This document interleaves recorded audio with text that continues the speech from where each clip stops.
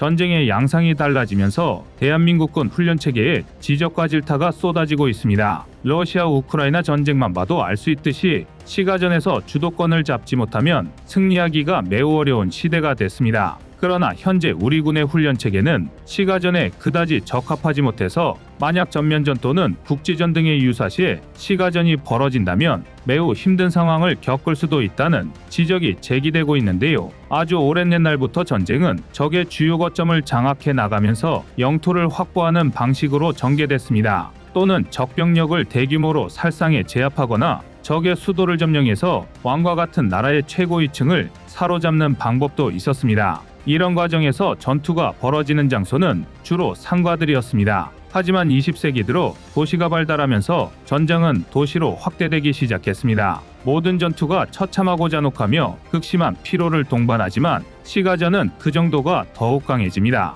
일례로 독소전에서 치열한 공방전을 벌였던 레닌그라드와 스탈린그라드에서 살아난 군인들은 도시가 지옥이었다는 증언을 남겼습니다. 21세기에는 도시가 더욱 많아졌고 더욱 커졌기에 시가전의 중요성도 부각되고 있는데요. 그동안 우리 군에서는 시가전을 대비한 훈련에 큰 노력을 기울이지 않은 것이 사실입니다. 하지만 시가전 훈련이 전문성과 훈련 대상 부대가 확대되며 변화가 일어났고 그 변화의 중심에는 조국을 위해 성실히 군복무를 하는 대한민국의 청년들이 존재합니다. 옛날 옛적 냉병기 시절부터 지금까지 공격 측 입장에서 공성전은 막대한 물자와 시간을 투자해야만 하는 최악의 전투 형태입니다. 아마 성을 공략하려면 수성병력의 최소 3배 이상의 공세병력이 필요하다라는 말을 한 번쯤 들어본 적 있으실 텐데요. 또한 손자병법에서도 공성에는 최소 3개월 이상의 준비기간이 필요하다고 강조하고 있습니다. 공성전에 능한 군대일수록 밥을 잘 짓는다는 우스갯소리가 괜히 나온 게 아닌데요. 이는 현대판 공성전이라는 시가전 또한 마찬가지입니다. 도시하면 떠오르는 빽빽한 건물들은 하나하나가 거대한 성벽이나 다름없는 데다 구비 트랩 설치와 매복 공격에도 상당히 용이합니다. 게다가 거미줄처럼 얽힌 지하 공간과 드론을 이용한 소규모 공중 타격은 시가전의 교전 범위를 다차원 다영역으로 확대했습니다. 콘크리트 정글이라는 말이 있듯이 현대의 시가전은 밀림에서 벌어지는 게릴라전과 공성전을 하나로 합친 복잡한 전투 형태입니다. 특히 시가전은 매복 위험으로 전차 운용이 극단적으로 제한되기 때문에 보병의 전술 수준이 승패에 큰 영향을 끼칩니다. 그런데 최근 러시아 우크라이나 전쟁을 통해 우리 군의 전쟁 수행 방식에 심각한 오류가 있었다는 게 밝혀졌습니다. 정확히 말하면 북한군이 문제가 아니라 북한의 도시들이 문제입니다. 러시아 우크라이나 전쟁에도 드러났듯이 현대의 미사일, 폭탄이 아무리 강력하다 하더라도 철근, 콘크리트로 지어진 건축물들을 꿰뚫고 도시를 초토화하는 건 불가능합니다. 물론 특정 전략 목표나 적의 수뇌부를 타격하는 건 지금 당장이라도 가능하지만 미사일과 포격만으로 도시를 함락하는 건 물적 시간적 자원을 생각 없이 낭비하는 비효율적 행동에 불과합니다. 특히 현대 건축공법으로 지어진 아파트들은 그 자체만으로 하나의 요새나 다름없는데요. 오죽하면 대다수의 군사 전문가들이 시가전을 두고 현대판 공성전에 비유할 정도입니다. 아무리 첨단 무기 체계가 극한까지 발전된 현대전이라 할지라도 결국 도시를 점령하기 위해선 보병 투입이 필수적입니다. 당장 멀리 갈 것도 없이 우크라이나의 운명을 바꾼 키이우 전투만 봐도 이를 알 수 있습니다. 침략 초기 러시아군은 전설의 64km 돈자 사건을 일으키는 등 이 단계 군사력 세계 2위의 군대라는 의문이 들 만큼 우당탕거렸지만 상당히 위협적이었습니다. 러시아군은 침략과 동시에 우크라이나 수뇌부를 장악하기 위한 참수작전을 펼쳤고 러시아 최정예 공수부대 VDV는 우크라이나 대통령관저인 마린스키궁에서 불과 30km도 채 떨어져 있지 않은 호스토멜 공항을 점령했습니다. 또 개전 9시간 만에 전차를 중심으로 한 주요 전투부대 역시 키이우 북부에 돌입하는 데 성공했는데요. 한 나라의 정치, 사회, 경제의 중심지인 수도는 그렇기 때문에 군사적으로 가장 치명적인 약점입니다. 침략 초기 러시아가 3일 이내 우크라이나를 점령하는 극단적인 특수군사작전을 펼쳤었다는 걸 감안하면 수도인 키이우를 함락해서 우크라이나 수뇌부를 무력화하고 우크라이나 국민의 항전의지를 꺾는 게 유일한 방법이었습니다. 하지만 모두 아시다시피 결과적으로 키이우 공방전은 우크라이나 전쟁을 현재 진행형으로 이끈 분수령이 되었는데요. 장비 수준과 규모 등 대부분의 측면에서 러시아군이 한 수 앞섰을지라도 대도시 전투에서는 우크라이나군의 전술 수준이 한 수위였습니다. 젤렌스키 대통령부터가 도주가 아닌 항전을 선택했고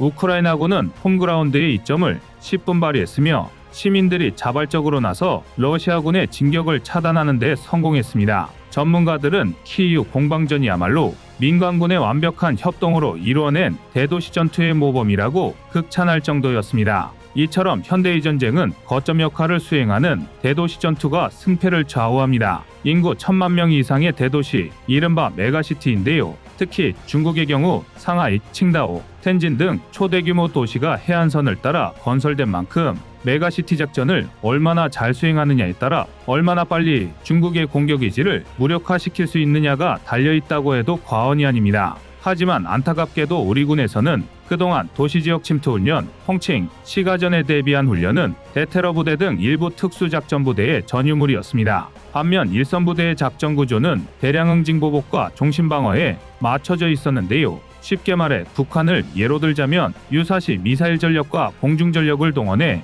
적의 수뇌부 및 주요 전략 거점을 초전박살내놓고 포병 전력을 이용해 적의 타격 수단을 무력화시킵니다. 이후 제7기동군단을 중심으로 적의 중심을 향해 진격, 압도적인 화력을 앞세워 30일 이내에 북한의 완전 함락을 목표로 하고 있습니다. 이때 북진 임무를 수행하지 않는 부대들은 적의 후방 침투에 대비해 넓고 깊은 형태의 종신방어선을 구축하여 시민의 안전을 보장하는 게 우리 군의 기본적인 작전 형태인데요. 비교적 최근까지는 이쯤이면 충분하다고 여겨졌습니다. 그러나 다행히 대한민국은 변화하고 있습니다. 그중 가장 눈에 띄는 건 특수부대의 전유물이었던 도시전투훈련과 CQB가 육군 일반 보병부대로까지 확산하고 있다는 것입니다. 일례로 최근 육군 37사단에서는 실제 건물을 이용해 격실소탕 등의 시가전 기본 원칙을 일반 보병부대 교관들에게 교육했습니다. 대도시가 많은 제2작전사령부의 특성을 살려 일반 병사들까지 시가전 훈련을 수행할 수 있도록 대규모 교관 양성을 시작한 건데요. 여기서 끝이 아닙니다. 일선부대 또한 이제 더 이상 엎드려서 PRI뿐만 아니라 CQB 훈련까지 진행되고 있습니다. CQB란 25에서 30m 이내의 초근접 상황을 가정하고 적과 교전하는 전술 체계를 말하는데요. 기존의 사격 훈련이 탄피바지를 장착한 채 호안에 엎드려 정밀 사격을 수행하는 방식이었다면 CQB 훈련은 여기에 기동간 사격이나 조종간 안전에서 사격까지 2초 이내 수행, 3초 내 탄알집 교체 등 실전성을 강조한 방식이 추가되고 있습니다. 문제는 첨단화된 도시일수록 지상, 공중, 해상은 물론 전자전의 사이버 영역과 우주 공간까지 전반적인 우세를 확보해야 한다는 것입니다. 그리고 이를 위해선 소대, 군대급, 소규모 단위에서부터 다영역에 걸친 전반적인 전술 수준이 상당히 높아야만 하는데요. 이제 현대 시가전에서 멈티를 비롯한 유무인 복합 전투 체계와 AI를 활용한 지휘 체계 등은 기본 소양이 되어버렸습니다. 정리하자면 이러한 조건이 뒷받침되지 않으면 메가시티 작전에 대응할 수 없다는 뜻입니다. 특히 이런 전술은 병력 개개인의 수준이 높지 않으면 불가능합니다. 하지만 다행인 점은 대한민국 병력 자원인 우리 청년들의 자질이 매우 뛰어나다는 것입니다. 미국의 19대 합참의장을 지낸 조셉 덤포드는 한국군의 역량에 대해 높이 평가한 바 있습니다. 그는 합참의장 재임 당시 우리 군에 대해 세계 최고 수준이며 구성원 대부분이 북한이 당장 오늘 밤 쳐들어온다고 해도 준비가 되어 있다고 극찬했습니다. 조셉 덤포드 전 합참의장의 말처럼 한국군은 잘 조직되고 훈련되어 있는 자타가 공인하는 강력한 군대입니다. 주한미군으로 복무해본 이들도 한국군에 대해 매우 수준 높고 우수한 군대라고 평가하고 있습니다. 이들은 그 이유 중 하나로 구성원 즉 장병들의 우수한 능력을 들고 있는데요.